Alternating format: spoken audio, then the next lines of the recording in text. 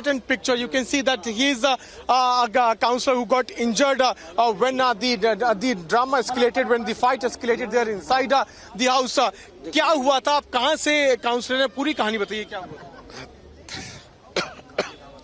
तिलनगर से काउंसलर हूँ, मेरा नाम अशोक बानू है। जब मेयर का घेराव करे तो मैं उस साइड आ रहा था, तो मेयर पे सब हमला करने लग गए, तो मैं उनके बीच बचाव में आया था। एक बीजेपी का काउंसलर जिसने केसरिया कलर की जैकेट डाल रही थी, उसने मेरे गर्दन को पकड़ लिया और जूतों से मारने लग गए, मुझे नीचे लपेट लिया। मेयर भागे में जो यहीं लटका दिया। मैं मेयर की तरफ भागा बचाने के लिए। अभी तबीयत कैसी है आपकी? पहले से बेटर है, हॉस्पिटल से अभी मुझे छोड़ा है, उन्होंने छुट्टी दी है। मैं प्राइवेट इलाज है। पेट में घूंसे मारे इनके, तो ये खून भी सब निकला हुआ है।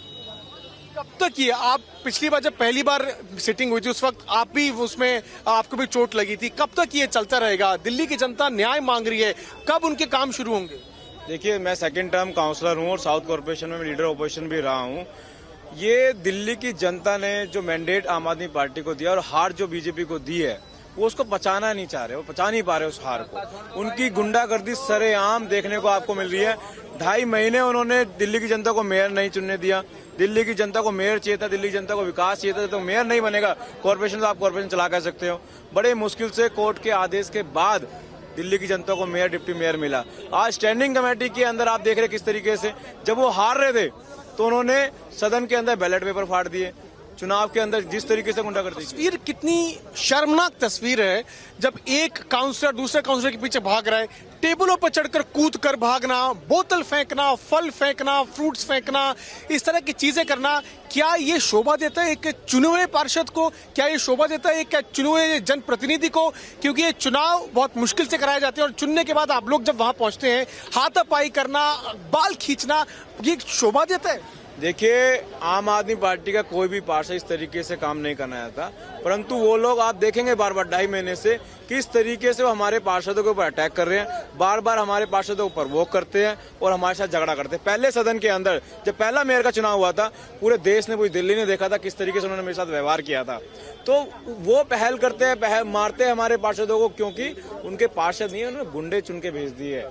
उन्होंने गुंडों को टिकटें दी है अपनी भारतीय जनता पार्टी की, तो उनकी गुंडागर्दी में आपके चैनल के माध्यम से कहना चाह रहा हूं। जनता को आप क्या जवाब देंगे? बहुत समय हो गया है, कई सारे काम है जो एमसीडी के दिल्ली में होने हैं, कुछ नहीं हो पाए। कई जगह मैं जाता हूं, सड़कें टूटी हुई हैं, नालियां खुदी हुई हैं। जो लोग ये डिमांड कर रहे हैं काफी समय से कि उनके गली के सामने जो गलियां है वो बन जाए, वो नहीं हुआ है।